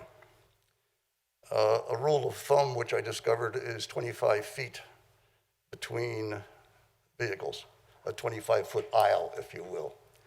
Or, I'm sorry, 24 feet, 24-foot aisle. I didn't believe that, so I walked across the street to the Acme with my little ruler, with my little 25-foot tape, and I started measuring parking spaces and aisles back there. At the Acme across the street in that lot at Manoa Shopping Center, spaces are 9 by 18, and there are 24 feet in between the aisles where you have 90-degree parking. There is an area right in front of the hardware store where they have angled parking, and it's but that's not really relevant. You have 90-degree parking. Basically, you need 24 feet. You cannot park. Also, if you look at that property, the way that's set up, the entire driveway access to the property is that to the left of the building. The driveway to the right is for the hairdresser. The driveway to the left of the building is entrance and exit to the parking lot in the back. So you can fit, and also along that driveway there are 3 entrances with steps and up to the second floor. So there is, if you take the entire space of the driveway between the edge of the driveway and the building, it's 16 feet. If you look at that space in the back, the space in the back is, as I said, 50 feet wide and 64 feet deep from the building to the end of the paved area. Again, I measured it. It's 64 feet deep, which means you can put 7 cars on one side. Where the cars are lined up there, you can put 7 cars. You can put 7 cars there, which would be 9 by 18. To the left, you cannot put anything parked in that direction. You could put maybe 2 or 3 cars parked in the other direction, not in the direction that they're going, but parked along the edge of the driveway, maybe 2, which means the parking in that lot back there is comfortably 9 cars. It's not 12, it's not 14, it's not 17, it's not whatever all these numbers are. The number is 7 and 2 or 3. Also, my wife is here and is going to complain about dog poop, but if you look at the property, people park in the back, and the entrances to 117 are along the driveway. After they park and come to one of those entrances along the side of the building, the only grass they see is ours. All of the grass to the left of that driveway is ours. The property line ends with the driveway at 117 as you go back. I don't really have a problem with that. I mean, I think people are conscious and careful of taking care of their dogs and cleaning up after them. That issue doesn't particularly bother me. The only issue I wanted to bring to the board's attention was what is there now in terms of parking. And I still support, and I'm not saying I don't support you, I still support them. And I think they can probably do it within the parking space that was there. Dr. Whalen did it for a long time. Dr. Whalen had practice going there a long time. And Greg, how many people do you recall him having working there? Working with Whalen? Yeah. At one point, he had 3 tenants upstairs. He had no office space up there originally when he first moved in. He only had the first floor. And he had 3 tenants upstairs. I did not believe, although we heard differently a little while ago, I did not believe there was another doctor there. I always thought he was the only doctor in the practice. But there might have been maybe about another half dozen people. That's just a rough estimate, about another half dozen people. So about 7 people that worked for him and 3 tenants upstairs? Yes. And there was never a problem parking? I used to rent Dr. Whalen parking spaces. My parking lot is much larger. I have the entire first floor on the corner, and it's on the first floor. It's me and one other person. Occasionally, my wife was there, so it was two and a half. Up on the second floor was an accountant. He was only 2 people ever, and tax season, another accountant. So we have lots of parking on the corner. So I used to rent Whalen parking spaces like on a monthly basis. So yes, he had parking issues because he was paying me to park in my lot. But he had 7 people working on the first floor and then 3 separate tenants? Yes. How many spots did he rent from you? 3. So the requirement. Although we didn't do that recently. I mean, that's going back a couple of years since he was having problems there for a while. So that goes back a couple of years. I get it. So I think the requirement on that, just a quick calculation in my mind, would have been like 14 spots, roughly. 13, 14? Oh, maybe more. So it seems like their use would be a less intense use than he was using it for. Is that right? Accurate? Yes. The only reason I bring the parking to your attention is because I don't want the board to make some kind of decision based on, the board says, there are 12 spots. In fact, the notice I got, I don't have it right in front of me, but the notice I got about this hearing said that basically it stated there were 12 spots. It's the way the request for the variance was phrased, it assumed there were 12 spots. And I looked at it and I said, huh? That's, I have to fix that. I'm not trying to mess up anybody's plans, but there just aren't 12 spots there. Well, are there 12 spots lined out? Just not 18 feet, like by 18? Like there are no lines. There are no lines on that lot, there are no lines on my lot. But neither lot has ever been painted. There's a insurance office around the corner. Yeah. They park on Lincoln too. Okay. I didn't mean to interrupt you. I didn't have anywhere to go, so I'm probably close to done. Okay. So what else would you like to tell us, Greg? Nothing, that's it. Okay, Bill, do you have I wish them well. I have no questions. Ed? No question. Yes? No questions. Okay. Thank you. Greg.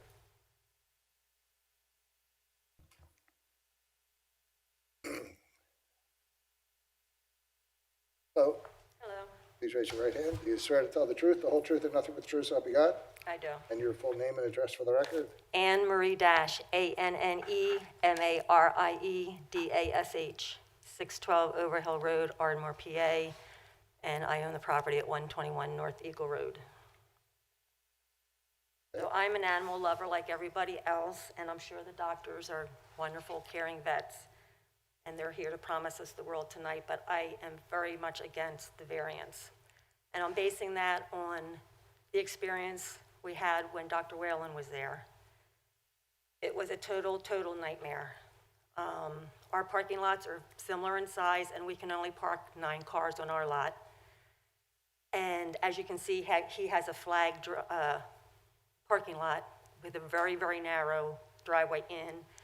So only 1 car can go in, and if another car is coming out, they drive onto our grass and try to getting out. If they have deliveries, the delivery trucks can't get back through that narrow driveway, and there's no parking for the delivery truck because the cars are scattered every which way. So they decide to park in front of the building, but they can't park in front of 117 because there's a telephone pole there. So they park at the bottom onto our sidewalk and have destroyed our sidewalk with all the heavy trucks and the snow plows and every other thing. There's not enough parking at 117, so people will park on Lincoln Avenue and then walk through our parking lot and through our porch area to get to that building. People have no regard for other people's property, and they throw their trash and their soda cans and their soda bottles and cigarette butts all over the place. I don't feel like picking up everybody's cigarette butts. And if we're having animals, you know what that issue is going to be. There is hardly any grass at that property, so they're going to be taking advantage of our property to relieve their dogs. And, when we first had the problem with Dr. Whalen, people would park in our parking lot. We had signs up there saying it's private property, it will be towed away. They would still park there. We wound up putting like little cinder blocks down to they would drive in from Lincoln and go over the grass into the other, lot, or if they couldn't get out, they would drive out. So we put little things of concrete down, and they would be moved or broken or whatever. Then we put heavier ones down, and people would drive over that as well. So it just has been a total nightmare with parking, and I don't want to be unkind, but I just cannot support it in any way. So, anyway, I do have some pictures if anybody wants to see. I didn't make a slideshow or anything, but.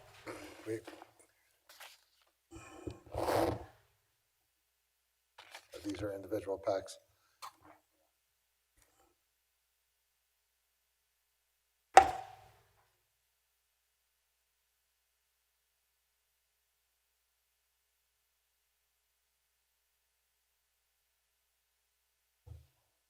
That's a small car there. You said Hold on. Hold on, Emma. So now you've asked to submit some exhibit, and you handed me a package that contains 1, 2, 3, 4, 5, 6 photos. Is that correct? And I'm looking, so you have them labeled View A, View B. Why don't you walk us through real quick what each? This view is just showing you. Yeah, go to the mic.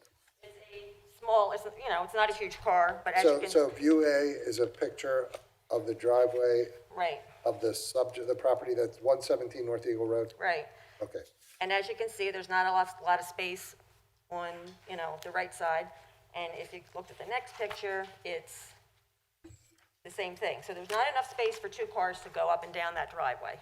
And So View B is also a photograph from Eagle Road up the driveway of Right. 117 The North. car hasn't moved, it's just moving from one side to the other. So people cannot get through there in 2-way traffic. So as a result, they pull over onto the grass and, it's just a mess. The next picture on page 3 is showing where the telephone pole is in front of their property, and that's where delivery trucks and UPS and whatever else they're delivering, they kind of pull onto the sidewalk, and that gets destroyed, and that is their side. And then the next side is our side, which is in a million pieces from all their trucks. So wait, the third page is a photograph. The notice sign that's in the photograph is on the front of 117. That's North Eagle. 117. Okay, and the next one is a It's photograph of- 121. That's the bottom of the driveway at 121. That's your place. Yes. And then I try to give a longer view of the driveway in. Okay.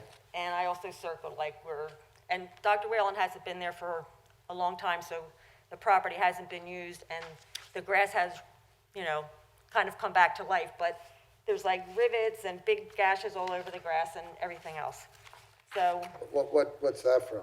that's from the trucks and cars going up and down, trying to, make their way up and down into the parking lot. That's what that's from.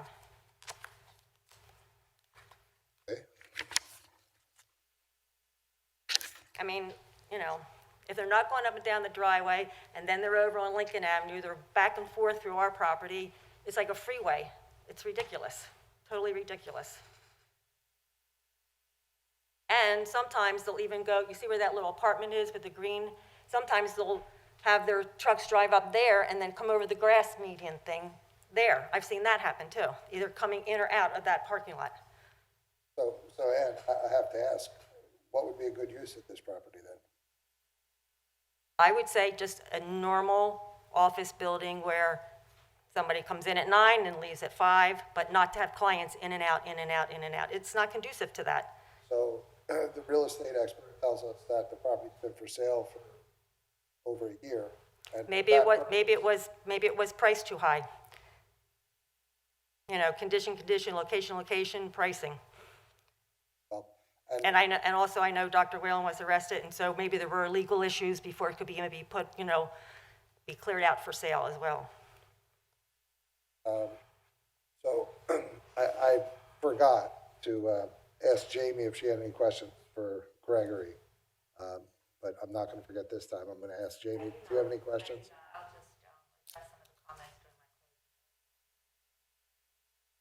Okay. Bill? No questions. Jess? No questions. Ed? No question. Okay. Thank you. No, thank you. So, presumably, you don't want to talk to me. Okay. Okay, thank you for the opportunity to present a closing. I think there was a lot of discussion about existing conditions, whether the driveway is sufficient, whether the parking lot is sufficient. But quite frankly, I think if you look at a lot of these older properties in Haverford Township, they are not in compliance with the current applicable codes. Mr. Dash is talking about Manoa Shopping Center across the street, which is a very high volume commercial traffic use. And he is comparing it to this, relatively small lot that has been used for office for many, many years. And there are complaints that they're bringing forth in terms of the volume. But as I've presented during the Springer's testimony, there was a high volume use here with multiple doctors, with nurse practitioners, and we know they're just like doctors. There's a full second floor that I believe has 7 offices that could be separately occupied by different tenants. And if this was just a purely office use, which is permitted in that district, it would require 15 parking spaces. But I think the Springers have testified too that technically, if they're held to the medical standards, they would be required to have 14, but they are proposing, scheduling, shifts, and other things that would make it a better use here than I think other uses that could be here by right. In terms of just the hardship argument, and I can give this to the solicitor, but there are cases that talk about how you establish hardship for a property. There's a case here that is south of South Street Neighborhood Association, and in that case, it states, where a property may once have not been burdened by an unnecessary hardship, the course of time may affect changes to that property and the surrounding area, which may ultimately result in the creation of an unnecessary hardship that did not previously exist. And as Mr. Wagner testified, there isn't as much of a demand for these larger office-type buildings or for medical offices, as he has stated. and also in a case called Zoning Board of Adjustment of Hanover Township, Northampton County. It says, to be sure, inability to sell after a sustained and vigorous effort to do so is evidence that the land is not saleable for a permitted purpose. And these are both Commonwealth Court cases, and I will provide the solicitor a copy for what it's worth. But the Springers are very excited about the property, and they would like the opportunity to be in Havertown. There is a need for a veterinary hospital here, and they have been, I think, very upfront about their use. I think a lot of people would have come in and say, oh, it's just me and my husband, and then 2 years from now you have issues. But I think they're well aware that there is neighborhood concern, and they don't want to be a bad neighbor, so that if they get the chance to grow, I mean, this isn't even from the beginning. In the beginning, it'll just be Katie. But if they get the chance to grow and they can add a third veterinarian there, they will be mindful of the concerns and their testimony tonight and make sure that they do, I guess, follow those staggerings and the scheduling that would make this a workable from a parking perspective.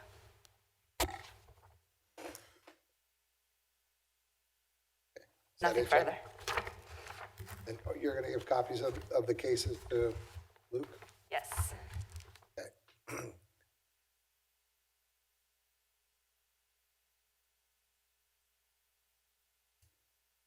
Final crack. Jess, any questions? No. Ed? No one. Billy? No. Okay.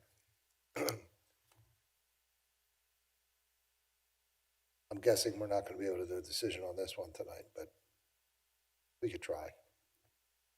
So with that, I'll close the record on this case, and the decision, we'll try to make a decision this evening. In the event we're not able to do so, we'll render a decision at our next regularly scheduled meeting on November 5th. Is that right, Cal? Okay. So we're going to take a recess. Luke, we need you now. You go off the record? Off the record.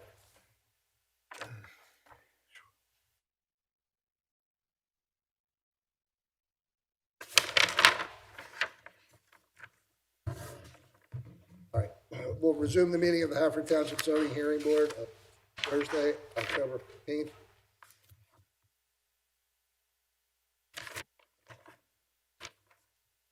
So,